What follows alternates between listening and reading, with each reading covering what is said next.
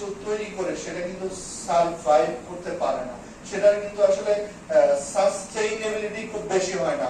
কিন্তু যদি ধারণ করে মূল্যবোধে বিশ্বাসী হয়ে কোনো কিছু করা হয় তাহলে কিন্তু সেটা সারভাইভ করে, তার ধারণ করার ক্ষমতা অনেক, লংজিভিটিটা অনেক বেড়ে যায়।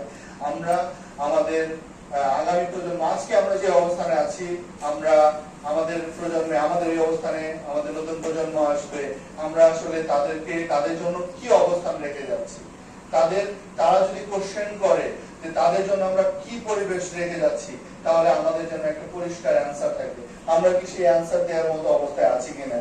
আমরা সবসময় একটা কথা বলা হয়ে থাকে যে আমরা কি আসলে আমাদের রিসোর্স গুলোকে আমরা কি নিজেরা ব্যবহার করে ফেলছি, আমরা ফিউচারের জন্য কিছু রেখেছি, তাদের জন্য কিছু রেখেছি, আমরা তাদের জন্য একটা সুন্দর পৃথিবী তৈরি করতে পারছি কিনা, তাহলে না আমরা একটা সুন্দর সমাজ ব্যবস্থা তৈরি করতে পাবো।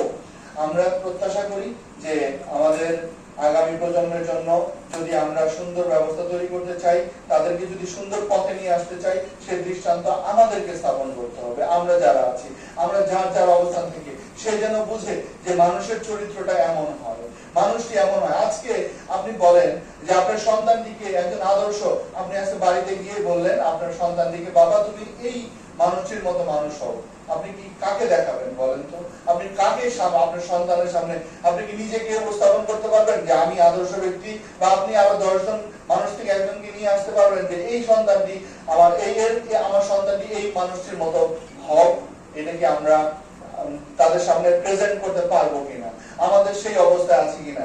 কিন্তু আমরা তো অনেক শ্রেষ্ঠত্বের দাবি করি, আসলে শ্রেষ্ঠত্বটা আমাদের কোথায়? তো যাই হোক, এটি বাস্তবতা।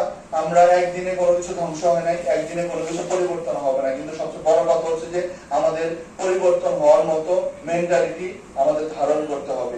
মনে রাখতে হবে সমাজের খারাপ জিনিসগুলো আমরা অবশ্যই, আমাদের প্রেস সম্মানিত সভাপতি মহোদয় আছেন, আমরা সমাজের খারাপ জিনিসগুলো তুলে নিয়ে আসবো, কিন্তু সমাজের ভালো দিকগুলোকে যদি তুলে না নিয়ে আসতে পারি, আমরা যদি না বলতে পারি যে হ্যাঁ ইনি ভালো কাজ করেন, ইনি এই জিনিসটা ভালো, তাহলে সে কিভাবে ইন্সপায়ার্ড হবে?